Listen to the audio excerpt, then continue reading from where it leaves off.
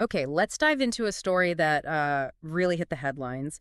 A president cleared in a crypto scandal. hmm Yeah, quite the headline. We're talking about Argentina, right? Exactly. Yeah, We're turning our focus there, specifically President Javier Milei, and a situation involving a crypto token called LIBRA. right. And we've got some source material looking to the official decision on that. We do. Our sources today dig into a pretty significant decision from Argentina's anti-corruption office about this whole event. Okay. And our mission, really, for this deep dive is to navigate through these reports, understand exactly what the anti-corruption office concluded, why they reached that decision. The reasoning behind it. Exactly. And explore the different perspectives that are presented in the source material. Because what's fascinating here, and you really see this in the sources, is how an official body interpreted a public figure's actions on social media. Especially when there's, well, a lot of money involved. A lot of money. Okay, so the heart of this story, it really kicks off back on February 14th. President Milei made a post on X, formerly Twitter, specifically mentioning this LIBRA token. And what happened next, market-wise, was pretty dramatic based on the reports. Yeah, the source details are quite something. Shortly after that post, the LIBRA token's market cap just surged, apparently reached $4 billion. Wow, $4 billion. But, well, the story didn't stop there. Within hours, it just crashed, lost around 94% of its value. A huge crash. Huge. And the cost to investors, the people caught in that rapid fall, the source estimates a combined loss of about $251 million. Oof.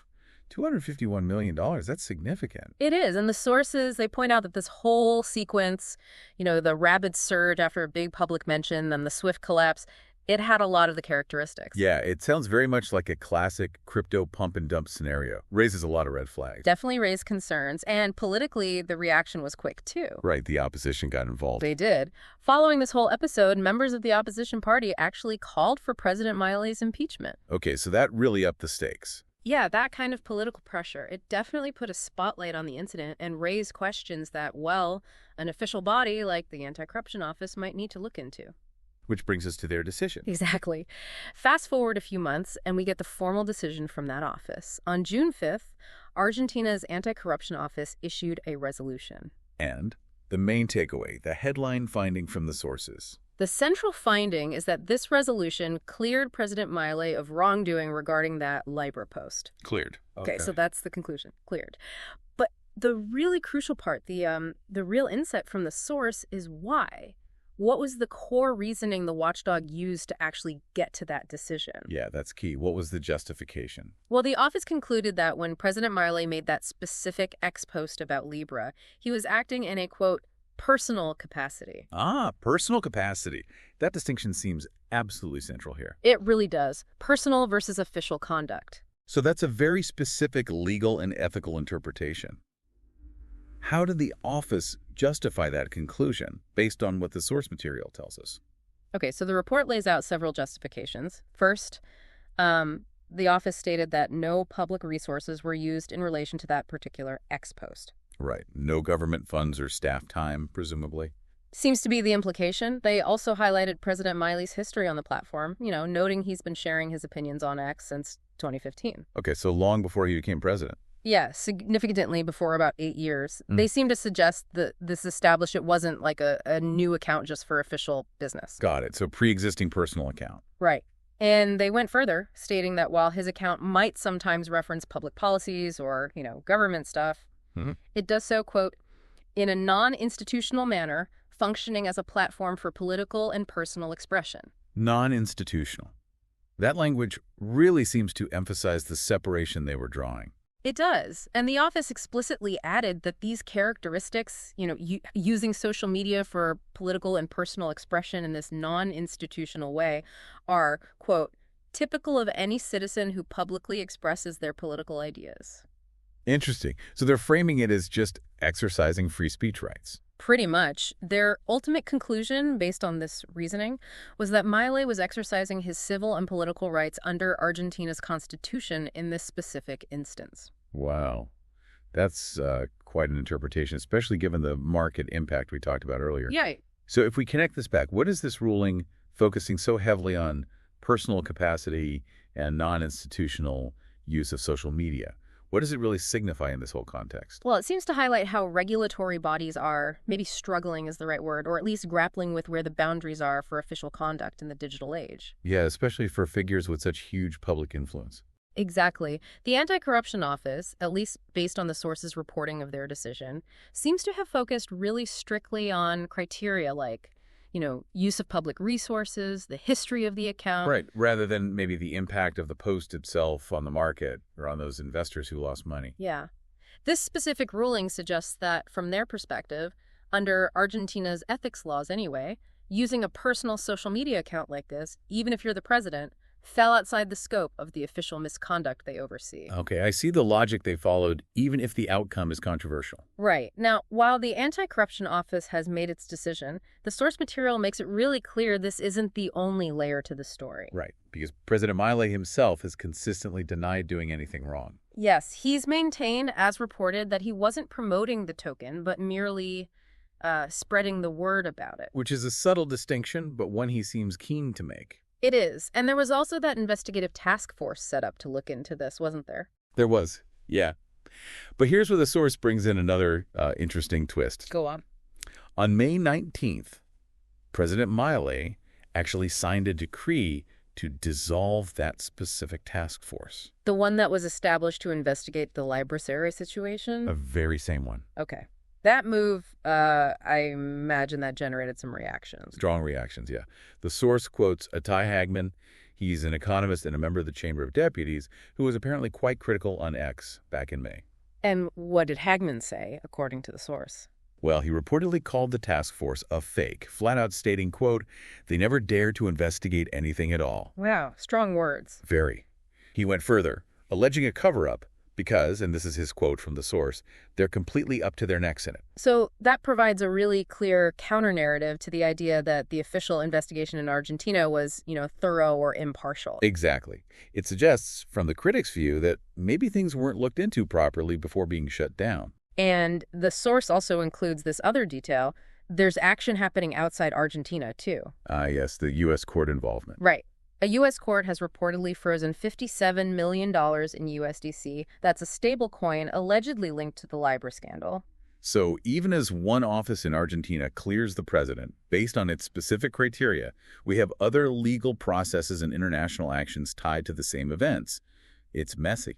Definitely complex. Let's circle back for a second to the real-world consequences highlighted in the source material.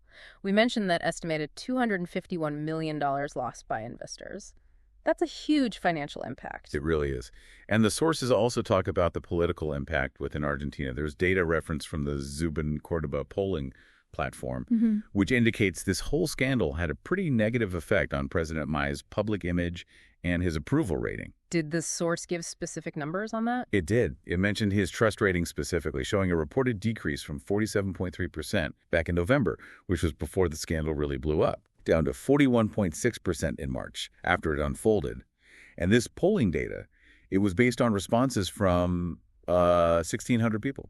Okay, so those numbers suggest that even with an official clearance from one office, events like these can still visibly impact public perception and, well, trust. Absolutely. Public opinion doesn't always align perfectly with legal or ethical rulings. And this brings us to another really crucial point from the sources. Despite the Anti-Corruption Office's decision clearing him, Yes. a federal criminal court is still investigating President Milei's involvement in this scandal. Okay. That's a critical distinction. It really is. So you have one official body concluding one thing based on, specific ethics criteria. Quite focused on official conduct rule. And then you have a criminal court continuing its investigation, presumably under a completely different legal framework. Yeah.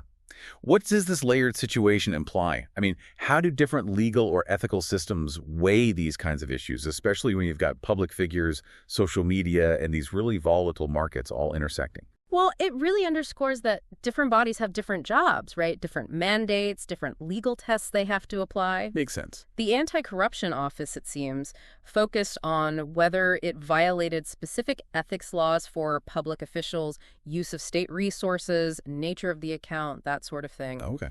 The criminal court, though, based on the context and the sources, would likely be investigating potential criminal offenses. Things like market manipulation, maybe fraud. where things like intent and the actual consequences, the harm caused, might be more central, regardless of whether the action was technically personal or official in that ethics review. Exactly. So being cleared by one specific office doesn't necessarily mean you're clear across the board, legally speaking. Especially not in complex cases that might touch on different areas of law or even different countries, like that U.S. court action suggests. Right. So pulling all of this together then, what does this situation unfolding in Argentina actually mean for you, listening right now? Why should you care about this specific case? Well, I think this case touches on some really universal and timely issues, actually. Like what? It's a very concrete example of these complex, often really blurry lines between a public official's personal conduct and their official role. Especially with social media platforms that, let's face it, weren't designed with heads of state in mind. Exactly. It also highlights the inherent volatility and the risks in the crypto space, which is still largely unregulated in many ways. And it shows how different regulatory systems, different legal systems around the world are kind of grappling with how to apply existing rules. Or maybe needing to develop new interpretations. Yeah, exactly, to deal with this rapidly evolving digital landscape and what public figures do within it. It really makes you think about the responsibility that comes with that kind of immense public influence, doesn't it? Absolutely. And how actions, even ones deemed personal by one official body, can have these really significant tangible consequences for a lot of people. So, based on everything we've explored from the sources, the sequence of events, the anti-corruption office's reasoning, the criticisms, those ongoing investigations, what aspects of this situation stand out most to you listening? It's a lot to take in. It is. We've looked at the details. That rapid rise and fall of the LIBRA token after the president's post, the reported millions lost. The $251 million? Then the anti-corruption office's ruling that cleared him based on this personal capacity argument. Right, contrasting with the criticisms in the task force being dissolved. And crucially, the fact that a criminal investigation is still underway. It's quite a complex picture. It really is. And maybe here's something to ponder as you think about this deep dive. Consider that contrast. The anti-corruption office clearing him based on his actions being personal and non-institutional versus the fact that a federal criminal court is still investigating. Yeah, what does that difference in approach and the fact there's still ongoing scrutiny tell us? Exactly. What does it tell us about the challenges of assessing what public figures do in these digital spaces?